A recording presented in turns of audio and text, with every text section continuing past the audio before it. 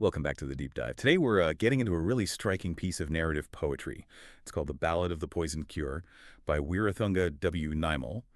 It's quite a chilling story, but also, deeply satisfying in its moral clarity. We've got this one powerful source today, and our mission really is to explore two key things: the villain's calculated hypocrisy and the absolute certainty that justice will come. It really is potent, isn't it? It feels like an instant classic for this kind of moral tale.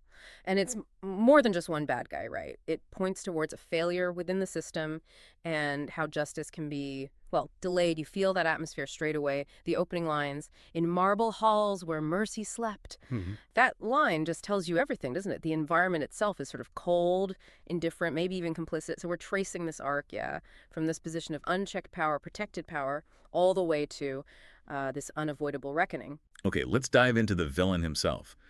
The minister. The author, Nimmo, doesn't mess around. Right away, we see this core contradiction, this deliberate deception. He bore the cup of healing grace, but darkness glimmered on his face. Mm. Just think about that image for a second. He's supposed to be the healer, the spiritual guide, but there's that darkness already there. It's not like a mistake. It feels planned. Malice wearing a mask of piety. And that mask is absolutely central. It's what makes him so compelling, but also, frankly, repulsive. The exploitation of trust is just staggering. He doesn't just commit a crime, he uses his position, his authority, as the weapon. And the line, "sealed his sin with the healer's calm." That's And brilliant. that calms us. Yeah, that total lack of outward disturbance. Mm. It's key to how he gets away with it initially. He looks right, sounds right. That dramatic irony lets him operate, under the radar for a while. Yeah. And the crime itself is just. It's devastating because it hits the most vulnerable, the people who need to trust him. He's basically selling hope, but delivering poison. The source details the fraud. He sold the water as holy balm. That's not just fake medicine, it's blasphemy almost. It is. It's weaponized faith. And the result, so direct, so heartbreaking. The dying drank the salted lies. Salted lies. What a phrase. It perfectly captures that cynical deception. It looks like relief, but it just brings more pain. Salt in the wound, literally. And if you look at who he targets, the author makes it very clear. It's the most marginalized. Right. This isn't robbing the rich. No, absolutely not. This is betrayal aimed at people with no other options. The ballad points it out. The blinds were given the drops of death, and the lame were promised a cure divine. He's targeting blindness, disability, terminal illness. The deepest human desperation is funding his greed. And the outcome isn't just no cure, it's active harm. Pain grew deep where the drugs entwine. He twists care into torture for profit. And this is where the narrative gets, frustrating, but also powerful. He doesn't get caught right away. He actually thrives. We see this temporary victory of evil, which makes the eventual fall, more impactful.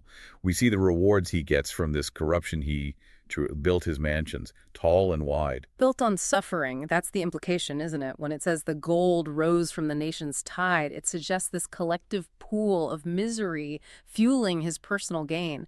It's not just cash, it's like he's converting national pain into bricks and mortar, and he uses that wealth to polish his image right there in the community he's bleeding dry. Oh, he's smooth. He keeps up the act brilliantly. Doesn't hide away, he flaunts it. He smiled beneath the temple spire and warmed his hands at the people's fire. He's literally enjoying the community's warmth while being the source of their suffering.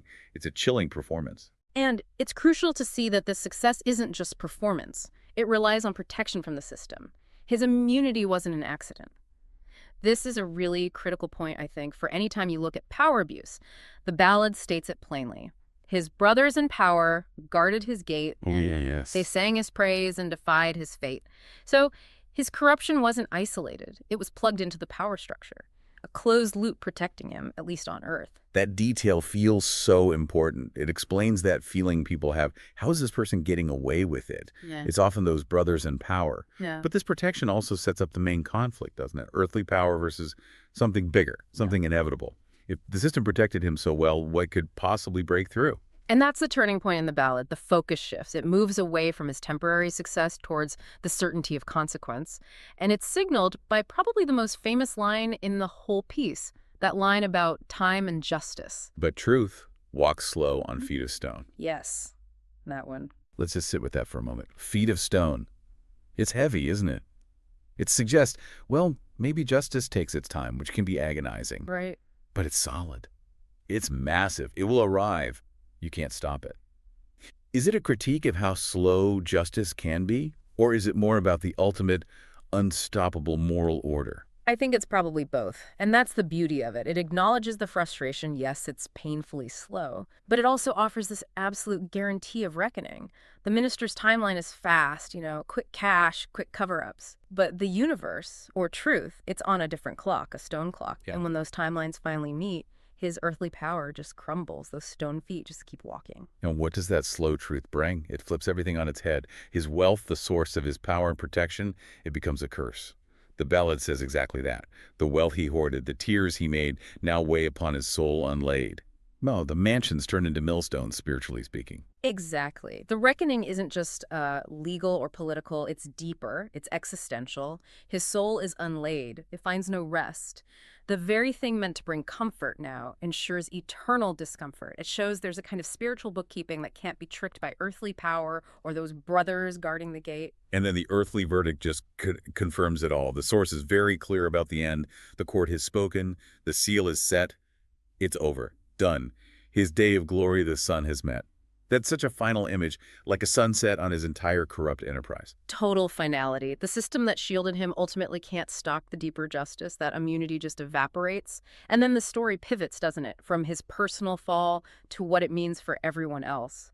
The reckoning isn't just about punishment, it's about learning. So what's the takeaway for the people who live through his salted lies? The ballad itself becomes the lesson. It moves from just telling his story to being a warning for the future. The form itself, a ballad meant to be sung and remembered, helps embed that lesson in the community's memory. That's absolutely right. A ballad is a memory tool. And the immediate result is this instruction for society. The hope that past suffering breeds future caution. The ballad makes it explicit. Let children sing from field to shore. We'll trust the poison hands no more. It puts the responsibility on the next generation, the witnesses, to remember and be vigilant. So the story outlives the man. It becomes a cultural safeguard. And that final couplet, wow, it offers the ultimate validation for the victims, I think. It lifts the whole thing beyond earthly courts entirely. It really does. It seals the deal on eternal accountability. It assures us that nothing is truly missed. For every cry that he ignored shall echo still before the Lord. That's the ultimate moral certainty, isn't it? It guarantees that the pain he caused, the cries he ignored, they aren't lost. They still resonate. They demand an answer. Wow. So this deep dive took us from that chilling image of the minister with his healer's calm, selling salted lies, all the way to truth's feet of stone finally arriving. It really is such a powerful exploration of hypocrisy, power, and eventual unavoidable consequence. And it leaves us, and you listening, with a pretty pointed question, I think. If truth walks slow on feet of stone, like the ballad says, what does that mean for us right now? When you see corruption thriving today, maybe protected by its own brothers in power, does knowing that justice, however slow, is inevitable, does that change how you respond or how you witness it in the present? What's our role while the stone feet are still walking? A challenging thought to end on. Yeah. Something to definitely mull over. We'll see you next time on The Deep Dive. Goodbye for now.